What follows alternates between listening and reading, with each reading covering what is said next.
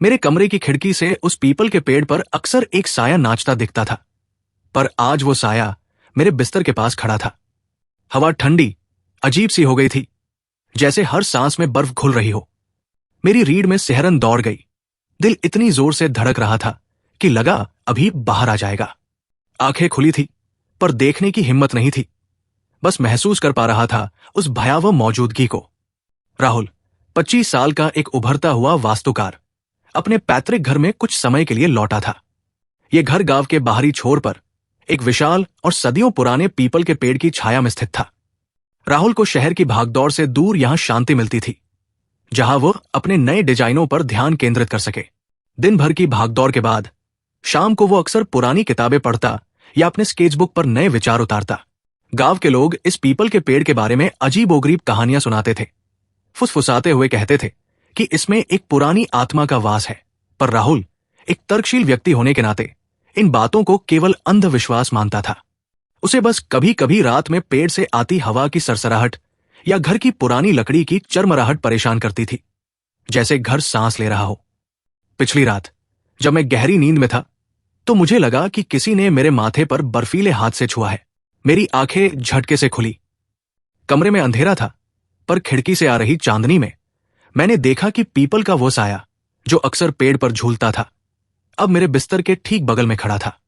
वो एक स्त्री आकृति थी, लंबी, बाल बिखरे हुए और आंखें इतनी लाल थी कि अंधेरे में भी दहक रही थी। उसके होठों से फुसफुसाहट निकली, तुम क्यों आए? उसकी आवाज इतनी ठंडी और रेंगने वाली थी कि मेरे कान सुन्न हो गए। मैं हिल भी नहीं पा रहा था। मेरा शरीर लकवाग्रस्त हो गया था। मेरे पूरे अस्तित्व में एक अनजाना डर फैल गया।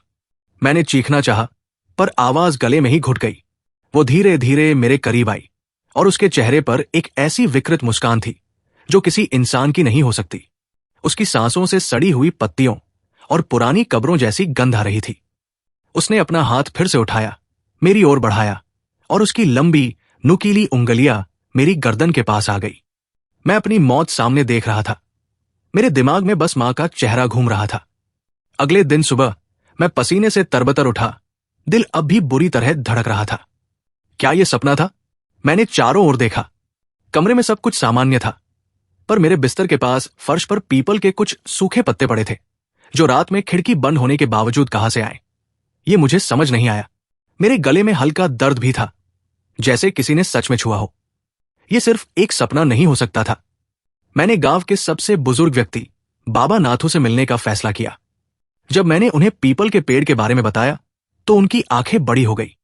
बेटा, तुम उस पेड़ के पास मत जाना, उन्होंने चेतावनी दी। उसमें दयावती की आत्मा है।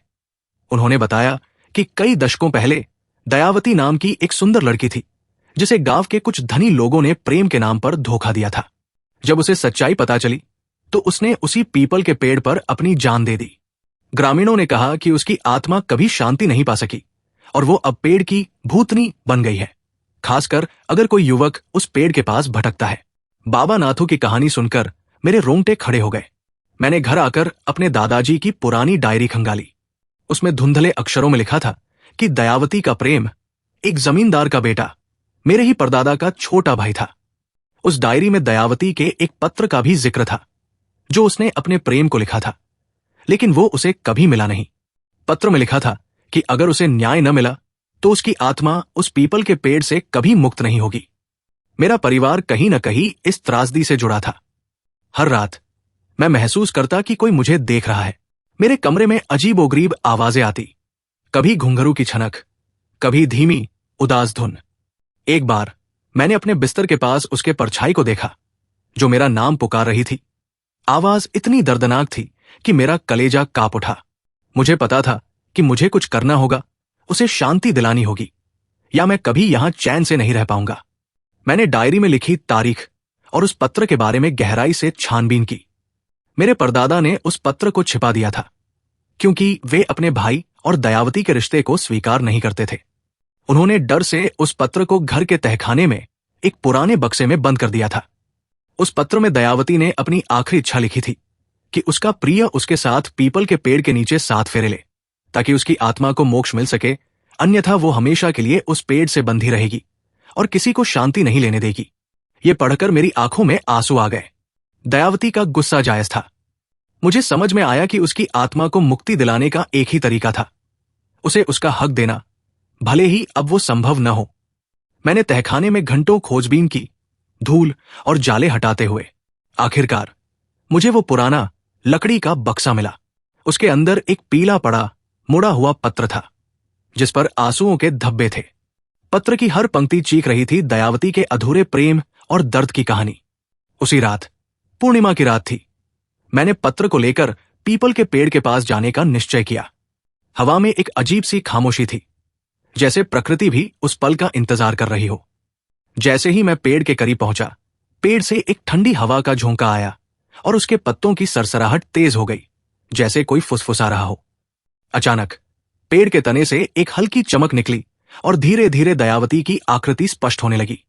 वो पहले की तरह भयानक नहीं दिख रही थी, बल्कि उदास और व्यथित थी।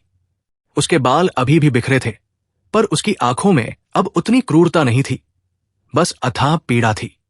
तुम यहां क्यों आए? उसकी आवाज पहले से कम डरावनी, पर अभी भी दर्द भरी थी। मैं तुम्हें तुम्हारा न्याय दिलाने आया हूं, दयावती, मैंने हिम्मत करके कहा। तुम्हें मुक्ति दिलाने आया हूं। मैंने उसे वो पत्र दिखाया। जैसे ही उसने पत्र देखा, उसकी आंखें और बड़ी हो गई। उसने अपने कांपते हाथों से पत्र को छुआ, और जैसे ही उसकी उंगलियां कागज पर पड़ी, एक तेज रोशनी निकली और पेड़ के चारों ओर एक धुंधली आभा फैल गई। उसकी आकृति और स्पष्ट होने लगी, जैसे उसके भीतर का दर्द कम हो रहा हो। तुम्हें पता है? उसने लगभग न के बराबर आवाज में पूछा। हां, मुझे सब पता चल गया है, मैंने कहा। तुम्हारे साथ बहुत अन्याय हुआ है। मैं जानता हूं कि तुम क्या चाहती हो। मैंने हिम्मत करके आगे कहा। मैं तुम्हारे लिए उस अधूरे वचन को पूरा करूंगा। मैं तुम्हें मुक्ति दिलाऊंगा। मैंने पीपल के पेड़ के चारों ओर 7 बार चक्कर लगाए, ठीक वैसे ही जैसे एक दूल्हा और दुल्हन फेरे लेते हैं। हर फेरे के साथ पीपल के पेड़ से रोशनी तेज होती गई और दयावती की आकृति और अधिक शांत होती गई। ऐसा लग रहा था जैसे उसके शरीर से सालों का बोझ उतर रहा हो। 7वें फेरे के बाद रोशनी इतनी चमकदार हो गई कि मुझे अपनी आंखें बंद करनी पड़ी। जब मैंने आंखें खोली तो दयावती वहां नहीं थी। पेड़ भी शांत हो गया था। हवा में अब ठंडक नहीं, बल्कि एक मीठी सी खुशबू थी, जैसे ढेर सारे मोगरे के फूल खिले हों। सुबह हो चुकी थी। सूरज की किरणें पीपल के पेड़ के पत्तों से छनकर आ रही थी, और पहली बार मुझे उस पेड़ से कोई नकारात्मक ऊर्जा महसूस नहीं हुई, बल्कि मुझे लगा जैसे एक गहरी शांति वहां बस गई हो। गांव के लोगों ने बताया कि उन्होंने भी रात में पीपल के पेड़ से तेज रोशनी निकलते देखी थी, और कई सालों बाद पहली बार गांव में ऐसी शांति थी। राहुल अब भी उस घर में रहता है, और पीपल का पेड़ अब उसके लिए डर का नहीं, बल्कि शांति और यादों का प्रतीक है। उसने दयावती के पत्र को घर के एक सुरक्षित कोने में सहज कर रख दिया है। रात में जब हवा चलती है तो पीपल के पत्ते अब भी सरसराते हैं, पर अब वो फुसफुसाहट दर्द की नहीं, बल्कि एक आत्मा की मुक्ति की कहानी कहती है। राहुल जानता है कि कुछ घाव कभी पूरी तरह भरते नहीं, पर कुछ आत्माएं सच में मुक्ति पा सकती है।